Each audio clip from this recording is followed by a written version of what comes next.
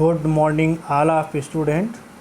आज जो बेटा है, आज जो है PN junction diode as a full wave rectifier, इसके बारे में आज हम आपको समझाने जा रहे हैं। मैं वरुण सर, फिजिक्स का ज्ञान Varun sir. In A full wave rectifier a unidirectional pulsating out current is obtained for both halves of the AC input voltage. Essentially, it requires two junction diodes so connected that one diode rectifies one half and second diode rectifier second half the input. मतलब बेटा यहाँ पर जो बात कही जा रही है, जैसे इससे पहले आपने हाफ वेव रेक्टिफायर पढ़ा, तो वहाँ पर आपने देखा होगा कि आपने सिर्फ सिंगल डायोड ही पढ़ा था। क्या पढ़ा था बेटा? एक सिंगल डायोड ही था, उसके बारे में पढ़ा था। लेकिन यहाँ पर आपको दो डायोड हैं और उस हाफ वेव रेक्टिफायर में आपने देखा था कि वहाँ पर जो आपको आउटपुट मिलता था वो रुक रुक के मिलता था। लेकिन यहाँ पर क्या है कि रुक रुक के नहीं मिलेगा, यहाँ पर जो आउटपुट मिलेगा वो आपको बेटा कॉन्टीन्यूअस मिलेगा। यहाँ पर इसका मतलब है कि जो पूर्ण तरंग दिष्टकारी में जो निवेशी प्रत्यावर्ती वोल्टेज के दोनों अर्धचक्रों के दौरान निर्गत धारा प्राप्त होती है। क्या कह रहे बेटा? जो पूर्ण तरंग दिष्टकारी में जो निवेशी प्रत्यावर्ती वोल्टेज कि दोनों अर्ध चक्रों के दौरान हमको निर्गत धारा प्राप्त होती है। और इसमें क्या है कि दो संद डायोड प्रयुक्त किए जाते हैं। एक डायोड पहले आधे चक्र का, दूसरा जो डायोड होगा दूसरे डायोड का आधे चक्र का डिस्टकरण करता है। अब बेटा हम लोग यहाँ पर बात करते हैं कॉन्स्ट्रक्शंस का। जैसे हम लोग बात करते हैं कि जैसे यहाँ पर कंस्ट्रक्शन की बात करते हैं, तो यहाँ पर जैसे हमने लिया कि the circuit for a full wave rectifier is shown in figure and input and output wave forms in figure B. AC input voltage is applied across the primary P1 P2 of a transformer. यानी इसका मतलब ये है कि यहाँ पर कि जो निवेशी और निर्गत को हम तरंग रूपों में दर्शाया गया है। प्रत्यावर्ती जो निवेशी वोल्टेज को एक ट्रांसफार्मर की प्राथमिक कुंडली के सिरों P1 व P2 के बीच लगाया गया है और द्वितीयक कुंडली के सिरों यानी S1 और S2 को संध के डायोडों यानी D1 व D2 के P सिरों से जोड़ा गया है, जिनके n सिरे परस्पर जुड़े हैं।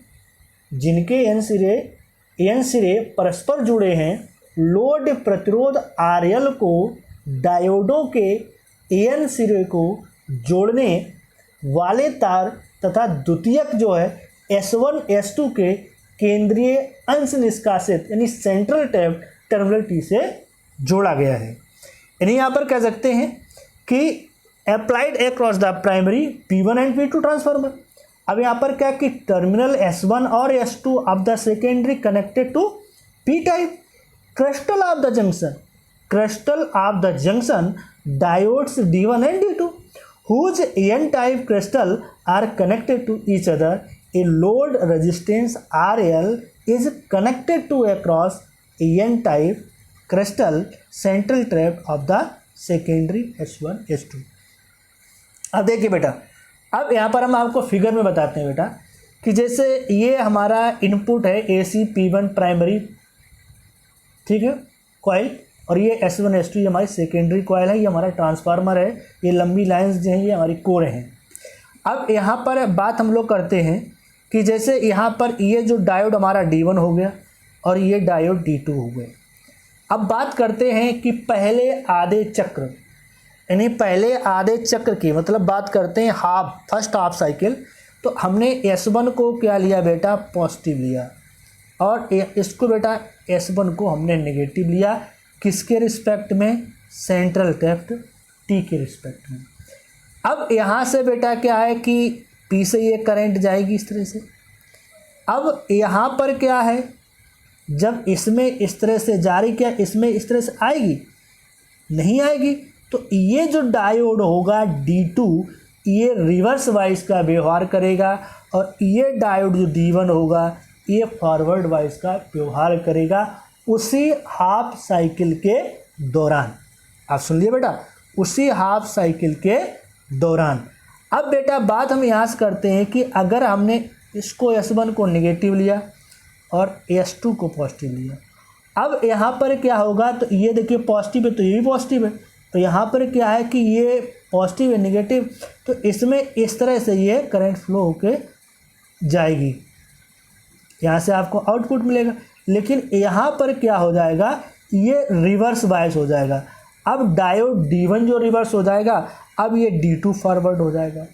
तो अब यहाँ पर क्या हो गया कि जैसे हमने पहले ये लिया था ये वाला इनपुट इस तरह से, तब ये हमारा S1 पॉजिटिव था और ये नेगेटिव था, तब इतना ये चला, यहाँ से आउटपुट हमको क्या मिला, ये मिल गया। अब बात क्या हो गई कि S1 को हमने नेगेटिव लिया, S2 को पॉजिटिव लिया, अब ये हाफ साइकिल चल रहा है तो हमको आउटपुट ये मिल रहा है। तो जब ये चलेगा इस तरह से तो हमको आउटपुट इस तरह से मिलेगा, जब फिर ये नीचे चलेगा तो आउटपुट हमको इस तरह से मिलेगा। यहाँ पर क्या है कि दो डायोड है, तब जब एक हाफ साइकिल चल रहा है तो एक डायोड उस समय क्या कर रहा है, बैकवर्ड हो जाता है। तो बैकवर्ड हो जाता है तो उसमें करंट का फ्लो नहीं होता है। जैसे जब हमने S1 को पॉजिटिव लिया तो D1 डायोड फॉरवर्ड हुआ है, D2 बैकवर्ड हो गया। जब हमने S2 को पॉजिटिव लिया तो D2 फॉरवर्ड हो गया और D1 हमारा बैकवर्ड हो गया। तो इसीलिए यहाँ पर हमको आउटपुट जो है कंटिन्यूअस मिल रहा है। ठीक है बेटा, अब हम लोग जो है इसके बाद आगे बढ़ते हैं, इसमें वर्किंग पे आते हैं। वर्किंग जैसा फिगर में बताया वही से वर्किंग है, तो इसको थोड़ा एक बार और पढ़ लीजिए आप लोग। During the first half cycle of AC input voltage the terminal S1 is suppose positive relative to T and S2 is negative. In this situation, मतलब in this situation इस स्थिति में कि junction diode D1 is forward bias, D2 is reverse bias. Therefore D1 conducts while D2 does not. ठीक है, the conventional current flow through the diode D1 load RL and the upper half secondary winding as shown by solid arrow during the second half cycle input voltage। अब बेटा हम second half cycle की बात कर रहे हैं, तो S1 is negative relative to T and S2 is positive.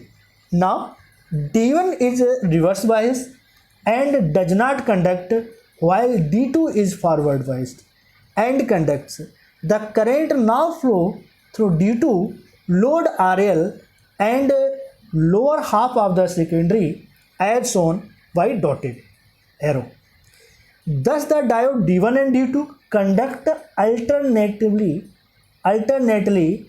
and the current in the load RL flow in the same direction for half both cycle AC input. Consequently the output current is continuous series of unidirectional pulses। ठीक है बेटा, अब जो बेटा हम अपनी बात जो है समाप्त करते हैं और आप लोगों से पुनः विनम्र निवेदन के साथ ये कह रहा हूँ, चैनल को लाइक करें, सब्सक्राइब करें। जो मेरे चैनल को पहली बार देख रहे हैं वो भी इस चैनल को लाइक और सब्सक्राइब करें और अपने दोस्तों को शेयर करें